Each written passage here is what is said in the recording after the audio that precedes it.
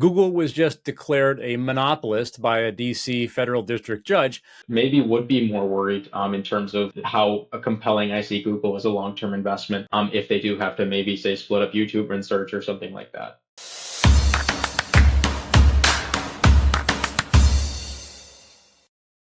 As you know by now, if you've watched our videos at BBAE, we are all about bringing you the best stock ideas, or at least a bunch of stock ideas. You can decide what's best. And today, I have a special guest, Brad Freeman. He's the founder of StockMarketNerd.com, and we're going to talk about a stock that Brad especially likes. We're going to talk about Google.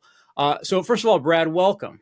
Thank you. Thanks for having me. Happy to do this and excited to talk about a stock that I'm sure many people are invested in or interested in, or hopefully one of those two things. Certainly, or Alphabet, I should say. And just for the preface, I mean, I am just amazed. Brad is a mold breaker in the best way. And I'm saying this as a Gen Xer who likes long form content because, Gen Xers have this stereotype that Gen Z is younger. You're probably an older Gen Z, I think, or younger millennial, older Gen Z. I think I'm the oldest Gen Z or something. Okay, I'm oldest really Gen sure. Z. Yeah. Anyway, we have this idea that you guys have these really short attention spans and can't focus for more than like 8 seconds for a TikTok video link. But you absolutely defy that stereotype in every way, shape, and form. You write very detailed, very well informed, very well considered pieces or treatises really on a number of stocks, not just like one or two. You have sell side level expertise on multiple stocks. And it's very impressive. So I'm just commending you for that. And that's why you're here. So let's tap into that, some of the institutional knowledge on Google right now. In 30 seconds or a minute or so, what is the elevator pitch for Google? Everybody knows the company, but why buy the stock? Yeah, I think, I think we could split that into search, and then we could split that into secular growth stories with streaming and CTV and then some of the other things they're doing. But starting with search, I think we really have seen the moat battle tested over the last 12 months, or maybe call it 24 months at this point, with OpenAI and the Microsoft partnership, and turning on the Bing Gen AI search product and thinking, or a lot of people thinking, a lot of very bright people thinking, myself included, that would put some kind of dent in search share or how profitable this monopoly was. And because they were defending basically the entire market share pie, that was a big risk because it is a profit driver for basically everything they do and every project they invest in, from Waymo and their other new bets. But so the battle testing was encouraging to see share maintenance throughout all of that. And then between streaming and cloud computing, it's hard to think of two more compelling secular growth stories. They are in Google Cloud. They are I would say the third head of the three-headed monster, maybe the slightly less powerful head, but now EBIT positive and just became that very quickly with a pretty rapid inflection. I think double-digit EBIT margin for that segment last quarter, and growing very quickly, and really stealing a lot of Gen AI unicorn clients and a lot of the clients you want them to steal based on new workload expectations down the road. But then can I just double click, Brad? Yeah, absolutely. I'm sorry. That wasn't really a 30-second elevator pitch. It's all good. It's all good. If I'm just beaming into this from outer space, Google Cloud is roughly what share of the revenue, the EBIT, the EBITDA, whatever. Like, how do I kind of get perspective on that as a portion of the business? Sure. So Google Cloud did 10.4 billion in revenue last quarter, and the company did 85 total. So 10 out of 85. 10 out of 85. That's a material or something. Yeah. Yeah. Hey, yep.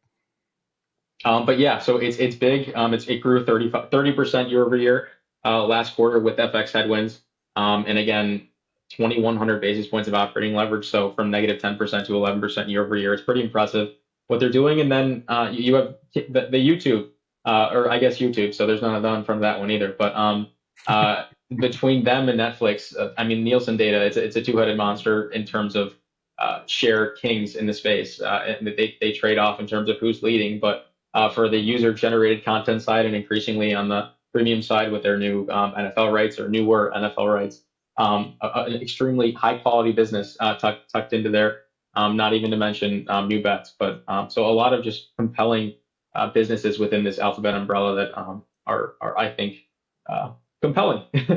And what percent is search? I mean, search is the bread and butter. At least I assume it is. If the cloud stuff, and I pay a couple of bucks a month for cloud, right? And they love to try to get your photos in there, and I say no, but they want more data, I guess. What percent of of revenue is the traditional search? Yeah, so math on the spot brain, not going to be there, but 48.5 billion for search out of that 85. So it is a very large chunk and a Okay, so majority for almost sure. 50 out of 85. It's a Yeah. big chunk. Okay. Yep. And so to someone, again, the person coming from outer space or just jumping into this company and saying, all right, Google text search has had massive domination forever. It's a word. In fact, there was a trial that looked at Google's market power and a few factors. Search was one of them, obviously. Ad monetization was another.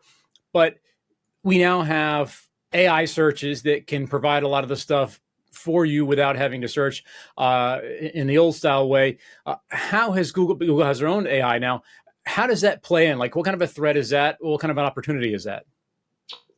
Yeah, I think, well, it was certainly seen as more of a threat a few quarters ago, but now the stock price is higher, so now it's more of an opportunity. It's funny how that works. But but what they've done is really, a lot of people have probably noticed this just based on using Google in day-to-day lives, but especially if you're not using ChatGPT or Gemini.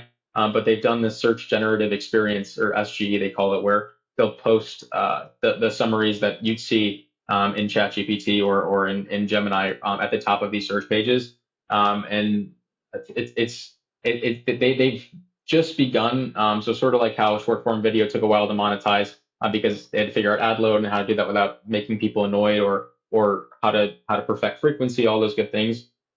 Is they're just now introducing ad load right there, so advertisements right above and below SGE. But basically, what that shows you, and it's been somewhat incremental to their business. So what that shows you is that this, as of right now, is boosting overall impressions and their overall ability to monetize this business. So there is some concern, definitely, on the cost side, between how much more costly a query is for high performance compute and Gen AI versus general compute, and just typing in how much does a banana weigh on average into Google or whatever you want to do. But they have given us some commentary, not specific or concrete, that they do think that it'll be a profit driver for that business as well.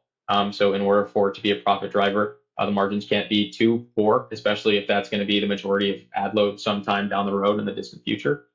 So right now, I think sentiment wise, it's more opportunity than risk. But I mean, there are definitely several new AI entrants, and then ChatGPT is certainly a great competitor. So definitely a lot more share defending to be done, but so far so good, I think, is the general takeaway.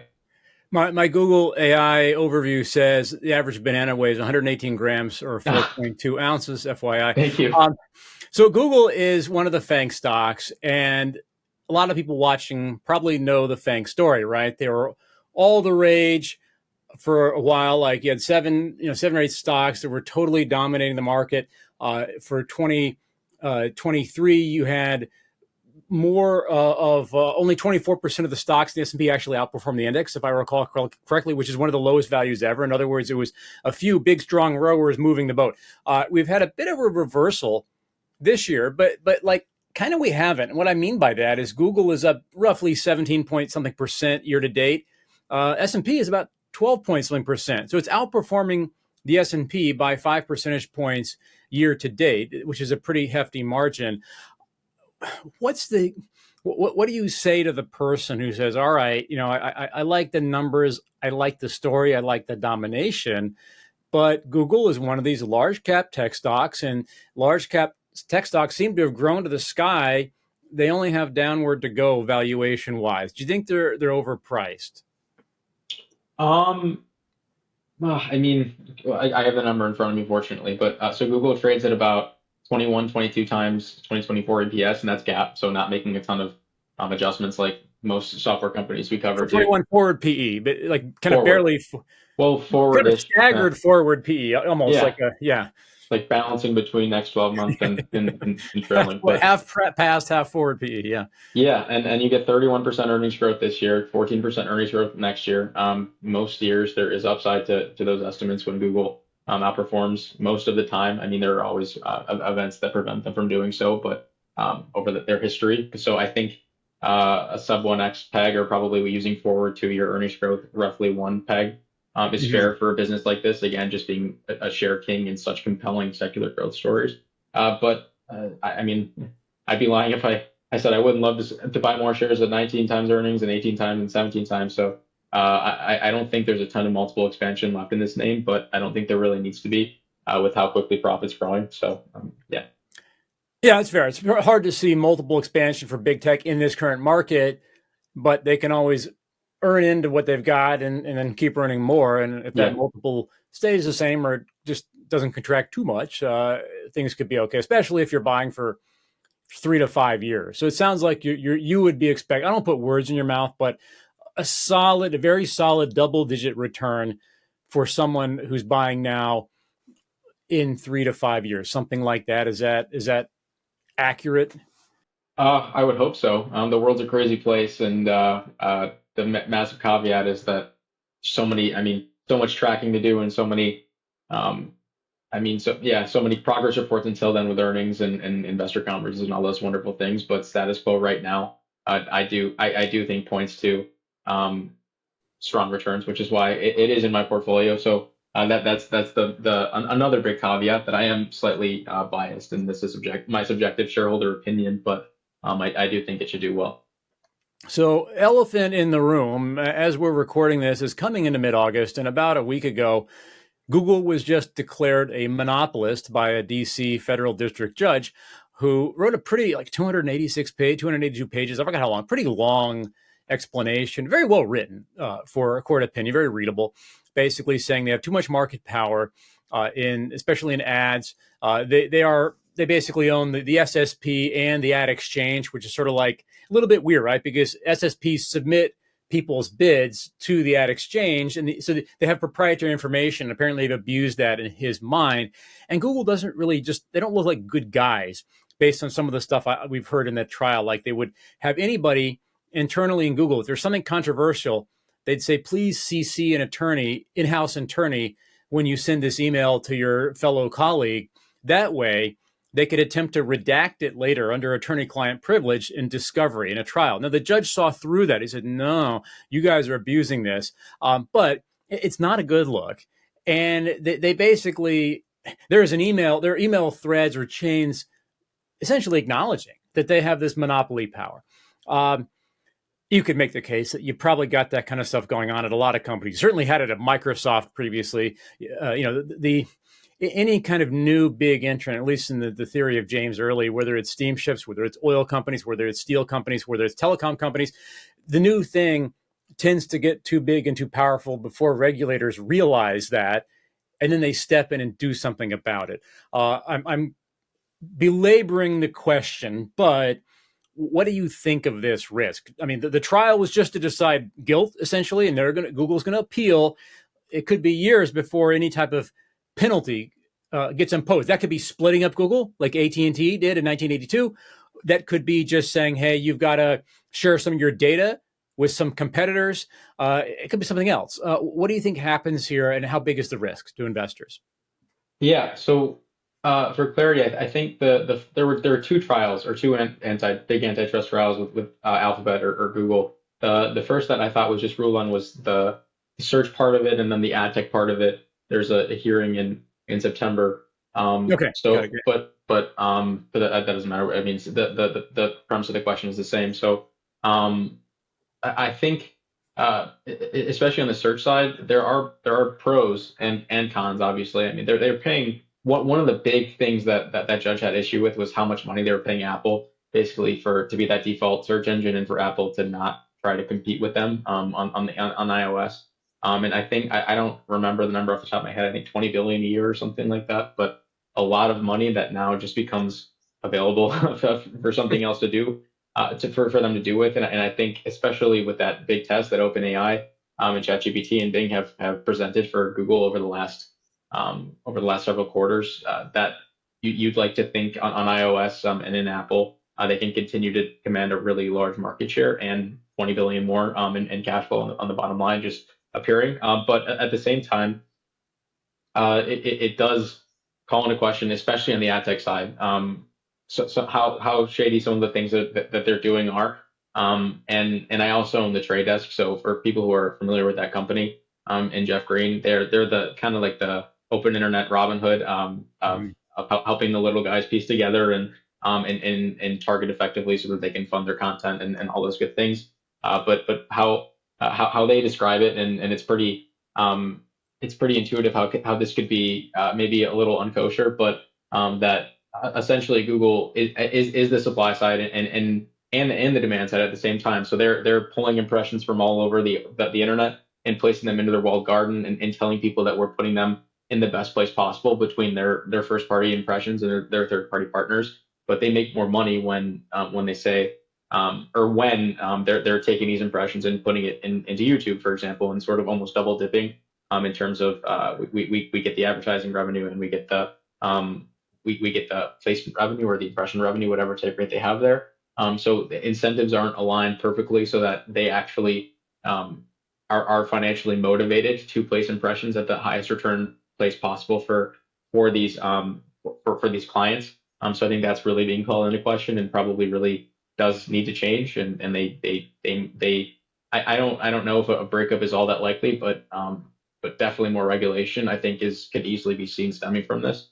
So kind of we'll have to see. Regulators are unpredictable. There's often a lot of bark and very little bite, but this does seem to have a little more bite to it in terms of what they're doing, being maybe a little bit anti-consumer and anti-small business. So we'll see. But in terms of shareholder implications, again, $20 billion in the bottom line doesn't suck. And then it's hard to imagine that they will be broken up. It's always possible. And then you can make the argument that some of the parts is a lot more compelling than the whole. But I do think just from an investor perspective, if that were to happen and it were cheered by investors because we get all these businesses that we think are more worth more in parts than together, I do think there is a lot of value in that Google ecosystem and in their ability to connect search to advertising to YouTube and to all the different properties that they have. And to double dips in some cases and to generate more revenue and more profit and more market power that way. So I don't know if that would be maybe a long-term positive event, but a short-term maybe positive event would be cheered because of the sum of the parts argument. The vibe I get from you is that you're ultimately not worried from an investor level, at least too much. Not worried in that this headline risk or the shock value can result in the company just being blown up in terms of the stock price, but maybe would be more worried in terms of how compelling I see Google as a long-term investment if they do have to maybe say split up YouTube and search or something like that. I do think that would weaken their overall moat and their overall competitive ability to sustain what we all want, which is durable profit and revenue compounding. Yeah, if I'm a cynic, I mean, Google is so powerful. It's hard to imagine anyone else coming close in search. I guess with AI, it's different now, right? But they're so far ahead. Legislation against big tech has not had a very successful track record so far. That's the cynical part. You know, as a parent, you know, I want to squash TikTok and my son doesn't use Facebook, but it's just so hard. These companies are like cockroaches in the legislative sense. You can't get rid of them. You can't get, I mean, there's all these hearings, you know, they bring them before Congress and the senior executives and nothing really happens. And that's been that way for really 20 years. They spend a ton of money on lobbying. So for better or for worse, if you are an investor in Google, if you're an investor in big tech, you kind of have that on your side. It's an asset, even if it's maybe not the best thing for society.